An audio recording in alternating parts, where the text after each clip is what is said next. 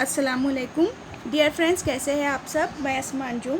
आज के इस वीडियो में हम देखेंगे जनवरी 2012 CTET paper first maths pedagogy के 15 क्वेश्चंस हम इसमें सॉल्व करेंगे।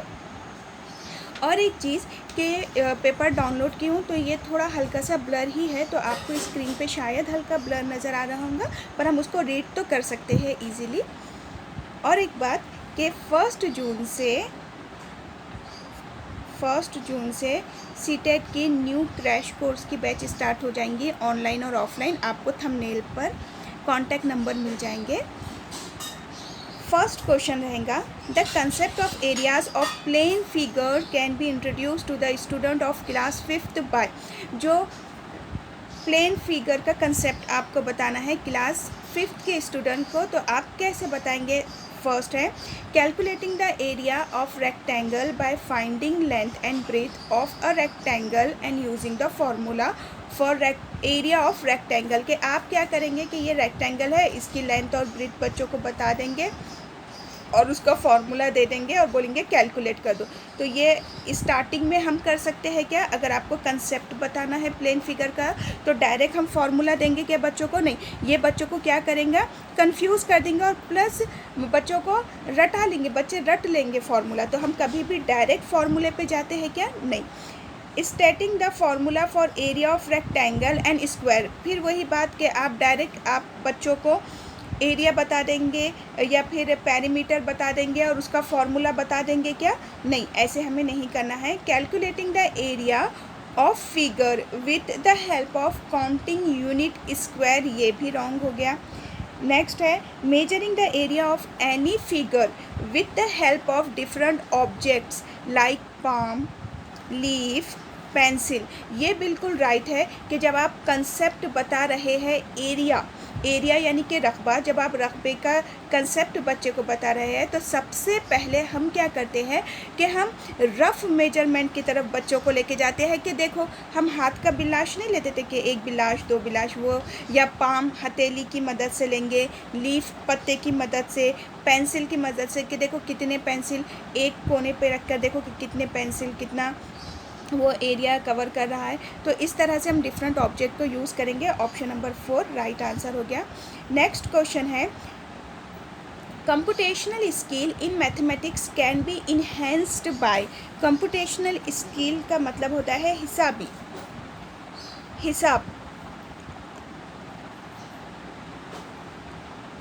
कंप्यूटेशनल स्किल यानी कि क्या है कि हिसाबी महारत आप बच्चों में कैसे इंट्रोड्यूस्ड करेंगे। सबसे पहला है conducting hand on activity in class, के आप क्लास में हैंड ऑन एक्टिविटी कंडक्ट करो। तो हैंड ऑन एक्टिविटी बहुत पॉजिटिव वर्ड है, पॉजिटिव है, की पॉइंट है, ये राइट है।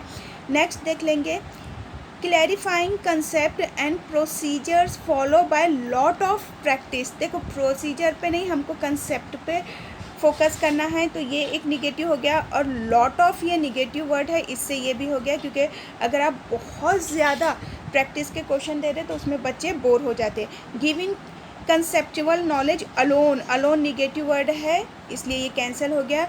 Describing algorithm only negative word है, ये रॉन्ग हो गया। तो ऑप्शन नंबर जो फर्स्ट है वो हमारा आंसर हो गया। नेक्स्ट है, to teach various unit of length to the class of student of class 3rd, a teacher shall take the following material to the class. अब क्लास 3rd के बच्चे हैं और अगर उन्हें यूनिट बताना है, यूनिट ऑफ लेंथ उन्हें बताना है, यूनिट यानी कि इकाई होता है, इकाई।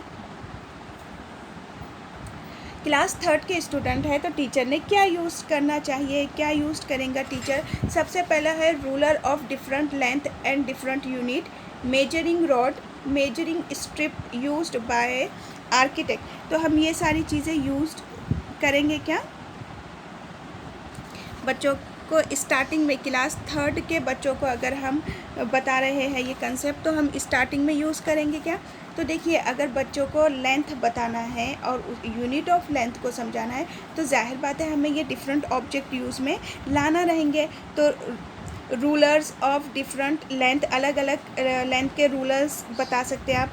डिफरेंट यूनिट बता सकते हैं, उसमें मेजरिंग रॉड का यूज़ कर सकते हैं, मेजरिंग स्ट्रिप्स यूज़ कर सकते हैं। तो ये तो है, हम आगे के भी ऑप्शन देख लेते हैं। Measuring tape with centimetre on one side and metre on the other side. देखिए बच्चे कौन से हैं, क्लास थर्ड के स्टूडेंट है, तो क्लास थर्ड के स्टूडेंट को हम सेंटीमीटर और मीटर डायरेक्ट स्टार्ट कर सकते हैं क्या? नहीं, हम उन्हें ये ऑब्जेक्ट्स पहले बता देंगे जो यूज़ में आते हैं। उसके बाद है relation charts of various unit. अब डायरेक्ट हम यूनिट्स के रिलेशन चार्ट्स बच्चों को बता देंगे क्या? नहीं, centimetre, ruler and measuring strip, measuring tape, ये भी हम नहीं लेंगे। सबसे बेस्ट होगा कि अलग अलग जो लेंथ के रूलर आते वो बच्चों को बताओ, जो रॉड आते वो बताएंगे, मेजरिंग स्ट्रिप्स जो अलग अलग रहेंगी वो बच्चों को बताएंगे। तो ऑप्शन नंबर फर्स्ट राइट हो गया। नेक्स्ट क्वेश्चन है, the objective of teaching number system to class third student is to enable the students. Class third के बच्चे हैं और आपको नंबर सिस्टम बताने के लिए आपके क्या ऑब्जेक्टिव्स है, क्या मकसद है नंबर सिस्टम, अगर आप क्लास थर्ड के स्टूडेंट को बता रहे हैं। तो देखिए नंबर सिस्टम हम क्यों डेवलप करते हैं बच्चों में, नंबर सिस्टम ऑब्जेक्टिव क्या है हमारा, कि बच्चों ने नंबर सिस्टम को समझना एंड रिकॉग्नाइज करना, number system to develop understanding of number system and number recognition, कि बच्चों को नंबर रिकॉग्निशन पहचान करना आना चाहिए, समझना आना चाहिए। And student can differentiate place value and face value. हम नंबर सिस्टम क्यों बता रहे हैं कि बच्चों ने प्लेस वैल्यू और फेस वैल्यू में भी डिफ्रेंशिएट करना आना चाहिए। और enable the student to identify the number in group of ones, tens and 100, के बच्चों ने जो नंबर ग्रुप में है तो उसमें वंस, टेंस और 100 को भी समझना है, यानी कि प्लेस वैल्यू को। तो हमारे ये ऑब्जेक्टिव्स रहते अगर हम नंबर सिस्टम बच्चों को पढ़ा रहे हैं तो। अब इसमें देखेंगे हम क्या दिया गया ऑप्शन में, to master the skill of addition and subtraction of 4 digit number. तो मास्टर ही यहाँ पे निगेटिव वर्ड हो गया, तो वैसे भी ये रॉन्ग हो गया। टू मास्टर और निगेटिव वर्ड आ गया। The skill of reading large number, ये भी रॉन्ग हो गया। To count up to 6, limit ले रही है तो लिमिट भी कैंसिल हो गया। To see the number as groups of hundreds, tens and ones and to understand the significance of place value. तो हम क्या करेंगे, बच्चों को इकाई, दहाई, सैकड़े का कंसेप्ट बताएंगे और वहाँ पे उनकी प्लेस वैल्यू क्या है वो समझाएंगे। तो ऑप्शन नंबर 4 राइट हो गया। Most appropriate strategy that can be used to internalise the skill of addition of money. तो देखिए सबसे बेस्ट चीज़ है अगर आप मनी का कंसेप्ट बच्चों को पढ़ा रहे हैं, जिसमें आप एडिशन भी बता सकते हैं, सब्सट्रैक्शन भी बता सकते हैं, प्लेस वैल्यू भी बता सकते हैं मनी के ज़रिए। तो सबसे मेन चीज़ होती है उसमें रोल प्ले करना। एक तो बच्चे को मज़ा आता है, इंटरेस्ट भी बच्चे लेते हैं, तो रोल प्ले सबसे बेस्ट है। सॉल्विंग लॉट ऑफ प्रॉब्लम लेंगे नहीं, use of ICT and use of models करेंगे नहीं, रोल प्ले सबसे बेस्ट होगा। A teacher used the following riddle in a class while developing the concept of base 10 and place value. Riddle यानी कि क्या, puzzles questions रहते, पहेलियाँ। तो वो अगर टीचर करा रहा है, कहाँ पर, क्लास, कौन सी क्लास, टीचर क्लास कौन सी है वो दिया नहीं गया है, और base 10, concept of base 10 and place value बता रहा है। I am less than 8 tens and 4 ones, वो ये बता रहा है। The objective of this activity, अब इसकी कि ये क्या बोल रहा है, I am less than 8 tens and 4 ones। तो दिस एक्टिविटी इज़, अब ये एक्टिविटी क्या है, तो इनमें से क्या होगा, देखिए ऑप्शन फर्स्ट है the to reinforce the concept of base 10 and place value. Reinforcement positive है, लेकिन आप concept of base 10 and place value बोले कराएंगे क्या। To do submit your assessment negative है, कट हो गया। To introduce the concept of tens and ones to the student, ये राइट हो गया कि आप इंट्रोड्यूस कराएंगे किस चीज़ का, कंसेप्ट ऑफ टेंस का एंड वंस का, ये राइट हो गया। To have some fun in the class and to break monotony, तो ये तो कैंसिल हो गया, निगेटिव हो गया। प्लेस वैल्यू, इसमें क्या दिया गया है कि every digit has its position, है ना, एंड इस प्लेस वैल्यू, कि कोई भी डिजिट्स जो रहता है ना, उसकी अपनी, देखिए उसकी अपनी एक पोजीशन, उसकी अपनी एक प्लेस होती है, जो प्लेस है उसकी एक पोजीशन होती है। तो आप बच्चों को यहाँ पे क्या बताएंगे, टेंस एंड वंस का कंसेप्ट यहाँ पे क्लियर कराएंगे। तो आंसर हो गया ऑप्शन नंबर 3। नेक्स्ट क्वेश्चन है,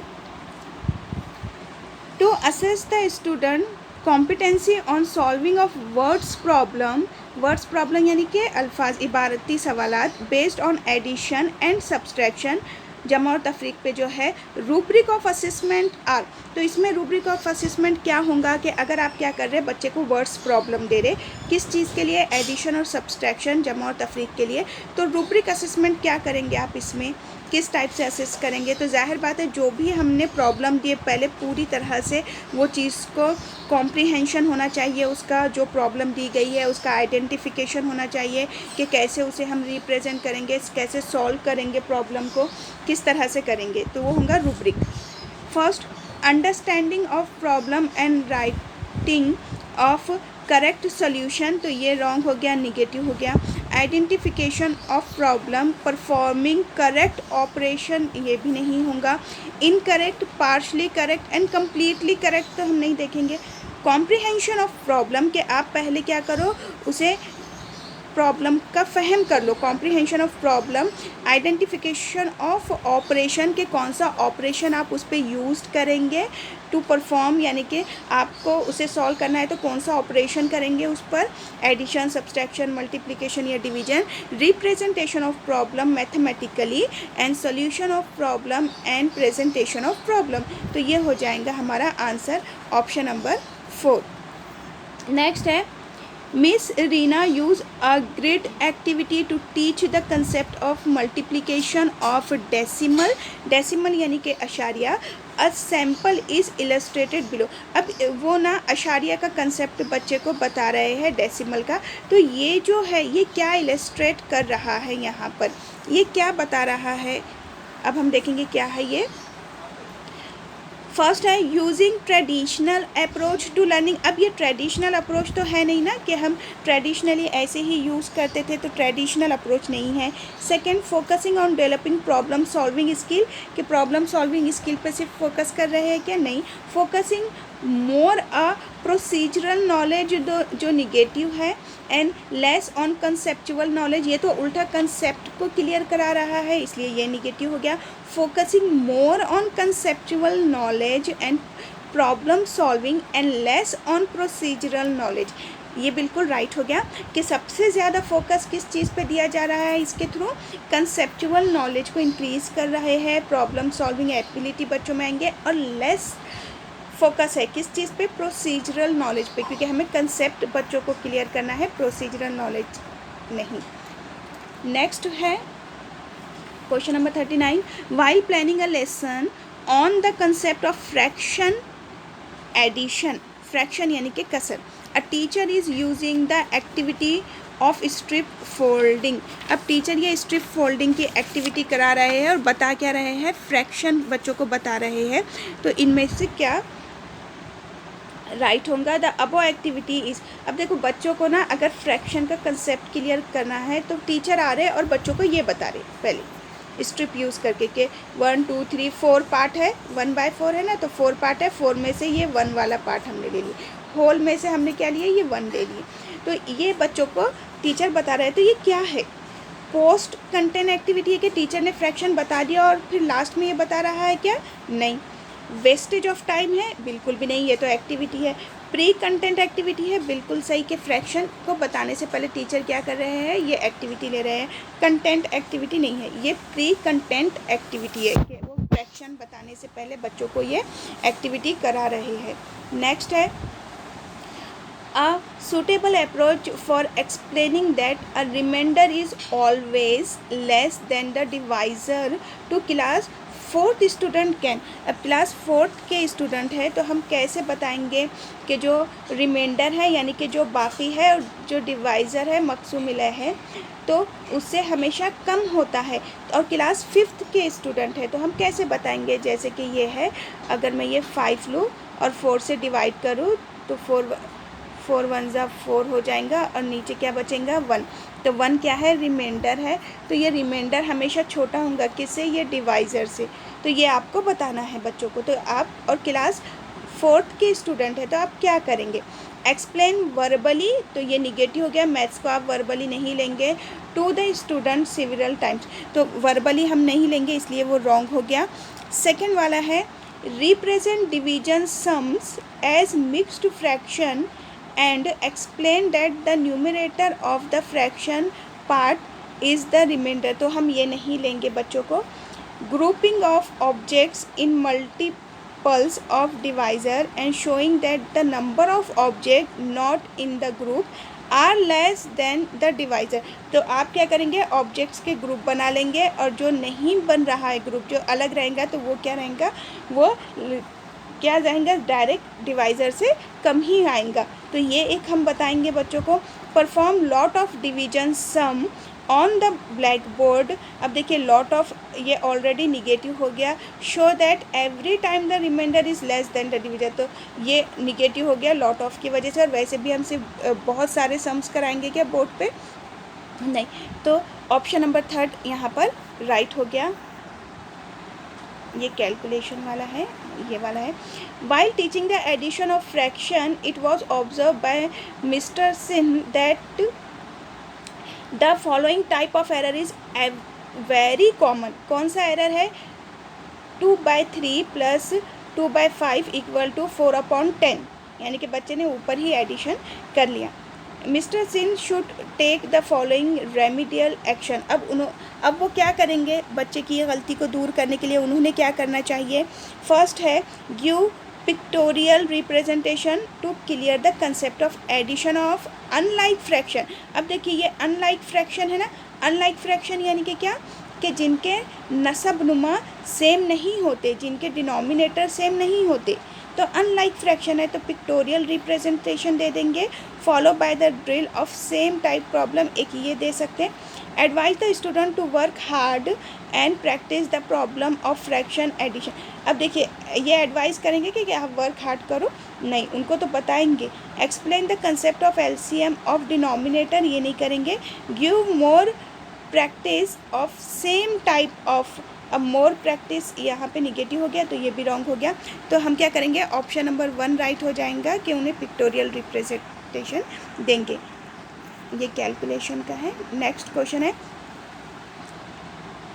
the NCF 2005 considered that mathematics involve a certain way of thinking and reasoning. The vision can be realized by, अब NCF के हिसाब से पूछा गया है।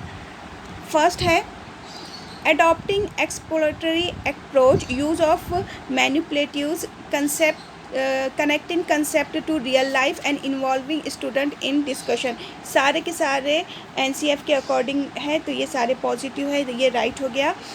री writing all text book of mathematics नहीं कराएंगे। गिविंग लॉट ऑफ निगेटिव हो गया, यही कैंसिल हो गया। Giving practice coaching to student negative हो गया, तो ऑप्शन नंबर 1 हमारा राइट होगा।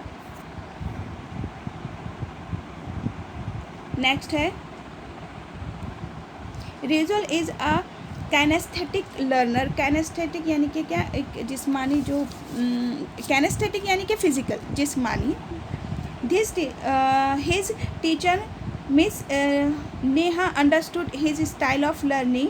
Which of the following strategy should she choose the clear his concept of multiplication. अब देखिए कैनेस्थेटिक लर्नर है यानी कि जिस्मानी नुक्स है, तो उन्होंने उसे, और कैनेस्थेटिक यानी कि हर की, जिस्मानी फिजिकल है, तो टीचर ने क्या यूज़ करना चाहिए मिस नेहा ने। First forcing him to memorising all table, ये कराएंगे क्या आप बच्चों को, नहीं। Use string and beads to of 2 different colour and get the multiple of 2, 3, हाँ ये हम यूज़ कराएंगे बच्चों को क्योंकि कॉन्क्रीट ऑब्जेक्ट्स है ये। स्किप काउंटिंग नहीं। Counting the point of interaction on criss cross line, ऐसे करके बताएंगे क्या क्रिस क्रॉस लाइन से, नहीं, ये भी रॉन्ग हो गया। तो ऑप्शन नंबर 2 राइट है क्योंकि वहाँ पे कॉन्क्रीट मटेरियल को यूज़ किया जा रहा है और टीचर, और वो कैनेस्थेटिक लर्नर है और कॉन्क्रीट मटेरियल यूज़ कर रहे हैं, तो ये बहुत अच्छी चीज़ होंगी।